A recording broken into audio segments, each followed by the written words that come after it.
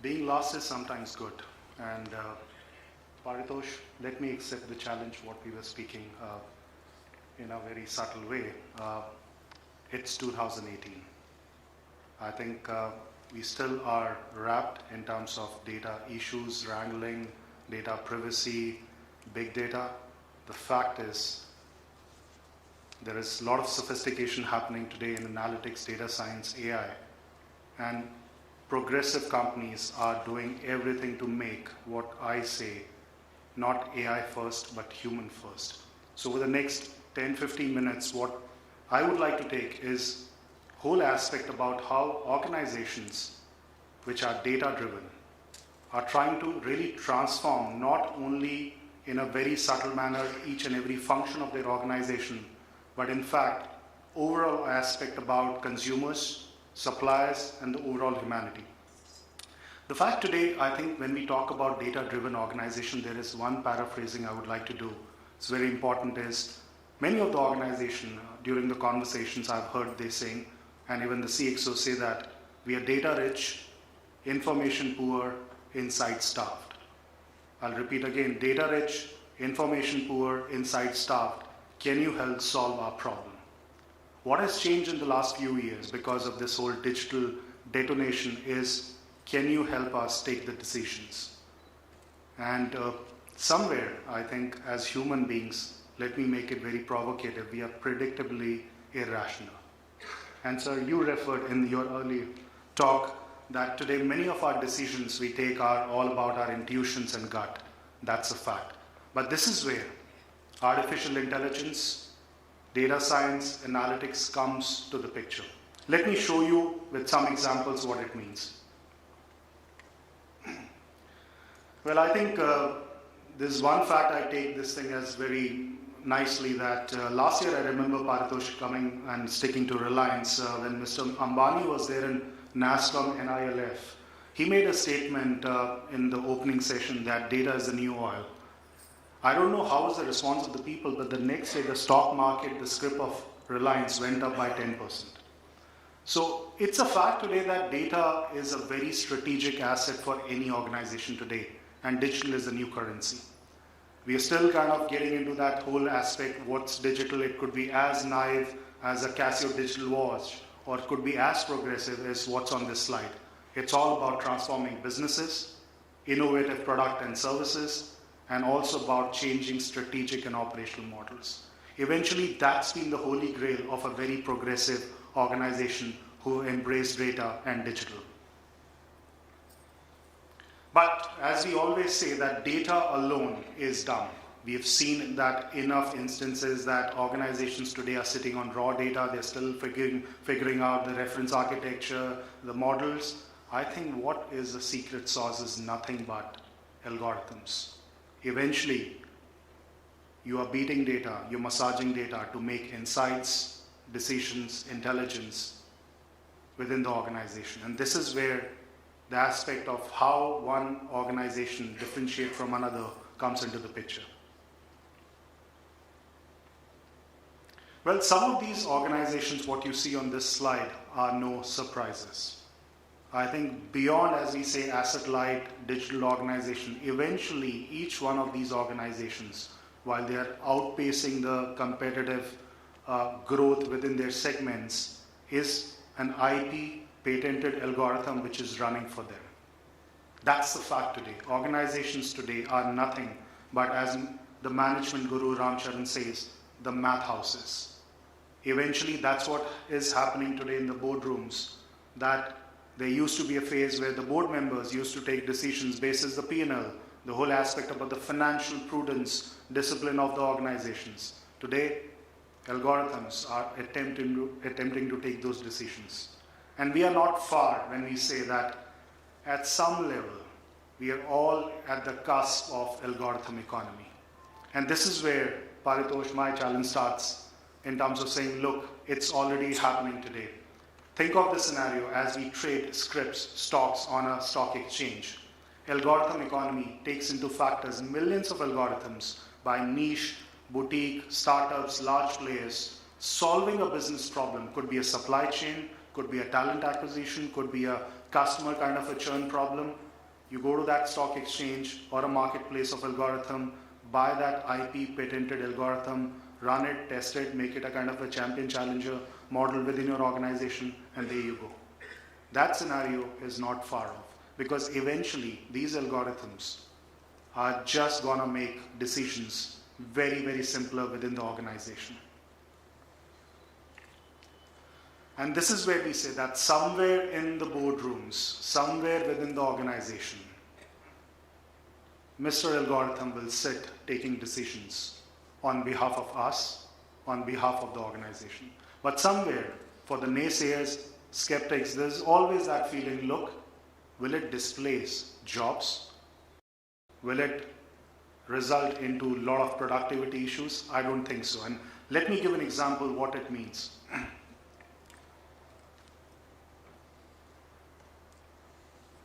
I think let's look at this aspect about why artificial intelligence is so much resonating today.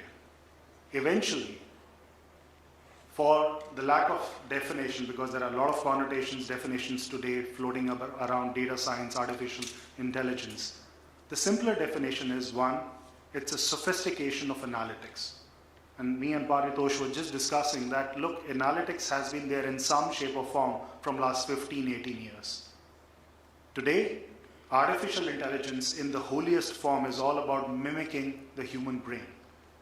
The ability to act, perceive, act, and think is all about artificial intelligence. And that's where sophistication in image, voice, text, and video is resulting into organization embracing those aspects and saying, this is where we would like to be as part of the data-driven organization is concerned. Let me give you some examples now, very topical, very kind of contemporary example, how data-driven organizations are using algorithms for the betterment in terms of decision making. This is one slide which is something I usually pick up to say that, look, if we have to alter the human decisions, the chunk today is happening through our intuition, gut, and a lot of that also is also influenced by our spouses and friends. Let's accept. What if the decision making gets turned into algorithms taking decisions for us? What happens? Just look at this. This is what we say that a trifecta of better decision making comes into the picture. We are talking about augmented intelligence. We are talking about incorporating what we say human behavior, which is a very often neglected but very, very contemporary piece today. And it's also getting very much optics because of Dr. Richard Thaler winning the Nobel Prize in terms of the nudge theory, what he propagated. And there is one aspect of about how do we automate and learn. And automation is not about anything but realignment of human and machine. I'll come to the first aspect. Let's look at this slide. Two examples. I'll take both of them very quickly. On the left is the earnings call. Facebook, Mark Zuckerberg on the stage. He's in a different mode today in terms of the Cambridge Analytica, Facebook, ruckus, what everyone is aware. But what's happening today when we talk about data-driven organization? The non-obvious sources of data is today becoming very relevant. Earnings calls today are getting analyzed by analytics professionals by looking at the voice, video, real-time facial expressions, and really understanding, is there anything beneath and beyond the numbers? Any voice modulation, any lump in the throat, any kind of a, let's say, worrying aspect on the face is instantly captured and correlated, extrapolated with the numbers, what's happening in terms of those financial projections, which is still good enough. In every earnings call, beyond the CEO, there is a bunch of the CXOs present at the back. So if the CEO is making a statement where he's very bullish about some of the numbers and there is a bit of optimism about the financial projections, but if the CFO at the back is poker-faced, there's something wrong with the numbers. That's the extent of real-time decision-making happening with some of the organization. On the right side is an example of a US retail chain parking lot in US. Well, this is not just to kind of look at the weather conditions or the forecast. It's about predicting the expected footfall and extrapolating in terms of what could be the next quarter earnings for that retail chain. This is where I think the data sources, non-obvious, what we say dark data, is trying to make those differences. Other example, and this is something many of you would have seen or heard. The gentleman on the right side, Saqib Sheikh, is from Pakistan. From age of 7, he's visually disabled. He can't see. He moved to US few years later and he's working with Microsoft. Microsoft and Saqib took an assignment where they said, look, let's make your life interesting. And every time he moves and goes out of his home office, meet neighbors or friends, he wears these glasses. These glasses are nothing but having a very real-time image capturing mechanism. He taps on the stem of the glass and the pictures on the real-time basis start correlating in terms of getting the whole audio in his headphone on a real-time basis saying, Saqib, 10 meters ahead, there is a beige kind of a, let's say, jersey trouser, 15-year kid on a skateboard, wearing a kind of a navy blue kind of a jersey. Would you like to meet him? Imagine the life for Saqib changing dramatically, data decision making on a real-time basis. Okay. Other example, and I think this will be discussed very much in the next few days on what we say the healthcare side. I mean, there's a lot of instances, examples today where artificial intelligence is changing healthcare segment very fast. And this is where I say the job of a radiologist will turn out to be more of a counselor. And today, radiologist is considered to be a very, very glamorous job in the medicine side. But the fact today is that on a typical day, an average time taken by a radiologist is about 15 minutes to take any kind of, let's say, aspect about this X-rays, MRIs, or CT scans. Imagine artificial intelligence using convolutional neural network, CNN, does that particular job for millions of images in flat 15 milliseconds. So what does radiologists do is something what we'll have to figure out. Look at this clip. Can we have the audio, please? 10-second clip.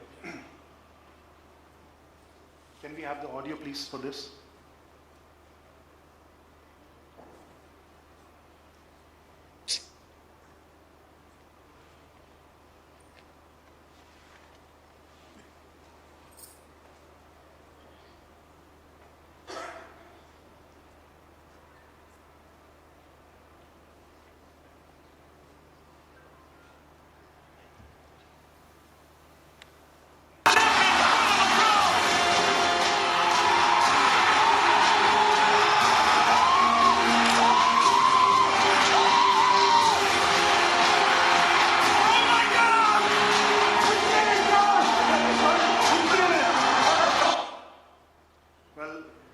Many of you couldn't see that clip, but summation of this is a final match of a Super Bowl in US. A typical Super Bowl match in US consumes about $150 billion worth of advertisements. Now you'll say, what has that got to do with data-driven organizations, analytics? The fact today is that one TV spot in a Super Bowl final match costs about $4 million. A CMO, Chief Marketing Officer, displaying the ads anywhere is questioned, what is the ROI? What you saw in that 10-second clip are a bunch of brands getting advertised. If you didn't, this is what was the time which in a marketing mix modeling language, what we say got elapsed looking at those brands, whether those brands were splashed on the turf of the stadium or let's say in the players aisle or somewhere in the stadium or even at the jerseys. That's where the bang of the buck in terms of understanding and extrapolate this thing in terms of the total duration of the match, you can realize that what data-driven organization can do in terms of making life easier for a CMO in front of a CEO. I'll move to the automation aspect. This is a case where how the compelling nature of automation, or rather human error, resulted into automation coming into the picture. This is a US pharmacy store. In US, close to about 7,000 deaths happen annually because of wrong prescription. All of us visit pharmacy stores, and we also understand that we don't understand what doctors prescribe because that writing is nebulous. It can even turn out to be for a pharmacy store also. So what happens? Basis the whole algorithm set for that particular patient. This machine works in terms of giving the right medicines, right prescription, going into the right counters, taking not only the current prescription but analyzing the historical symptoms, elements of that patient and coming out with those prescriptions at 99.9% accuracy. And let's not forget, in US, which is still prevalent in India, any death happening because of wrong prescription goes into a big lawsuit. So this is where automation comes into the picture. The other example is that now this something good for the HR, I'll take this case viewpoint is, this is a large e-commerce store, as in it's a kind of a floor, logistic floor, 24/7, 365 days. At any given point of time, shipments work in a mode how people and humans and the workforce move over there. Now for anyone related out here, they'll say, okay, there are cameras over there, tens and thousands of cameras, and what are they doing? Capturing any infringement, any kind of, let's say, trespassing, security issues, that's fine. But the cameras are going beyond where HR heads are sitting and looking at what point of time, because of the facial expressions, the spot of what needs to be given. What is the fatigue level at any given point of time across that shop floor, and how we can incentivize that workforce. This is where decision-making aspects in terms of data getting captured and getting more non-obvious from different sources acts as, I would say, catalyst for decision-making. I'll skip this example. This is about distracted driving, but I'll move to something which is very interesting today.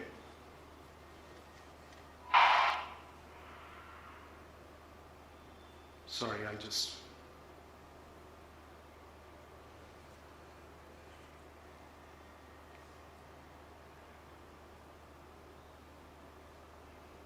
Let me talk about the third trifactor in terms of decision making. Okay, sorry.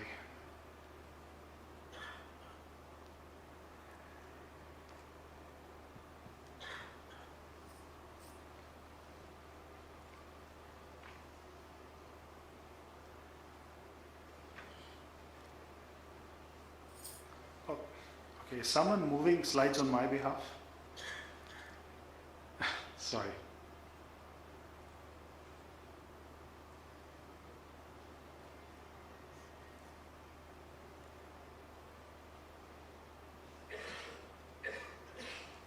Okay, there you go. Human behavior. I think we all like rules, regulations, those prompt kind of aspects about that unless there is a rule, we won't kind of work. But I think when you start combining this whole aspect about data and incorporate what we say human behavior through nudges, things turns more magical. I'll give an example today. This is a Oral-B app dashboard. So they have launched a toothbrush which has a sensor, and there is an app which you can download on the mobile. So what the app does, let's even accept today that beyond the oral hygiene nuances and problems of our kids, we also have an issue. An average brushing time is 2 minutes. Many of us, I can tell you, don't do that for 2 minutes. This app, once you download, and anything in terms of less than 2 minutes, we are all today attracted by emojis. The emoji less than 2 minutes will turn absolutely red, fuming. Anything around 2 minutes, fine, emoji will turn blue, but anything beyond 2 minutes, emoji will turn happy, and there is a jingle which comes on your mobile. An example where just by nudge, you get to change your habits which are often neglected. And this is where we say that eventually data is getting combined in a way where unless design elements or behavioral sciences doesn't come in, you don't get impacted in the way what everyone is looking today. I'll give you another example. Please look at this video clip very carefully.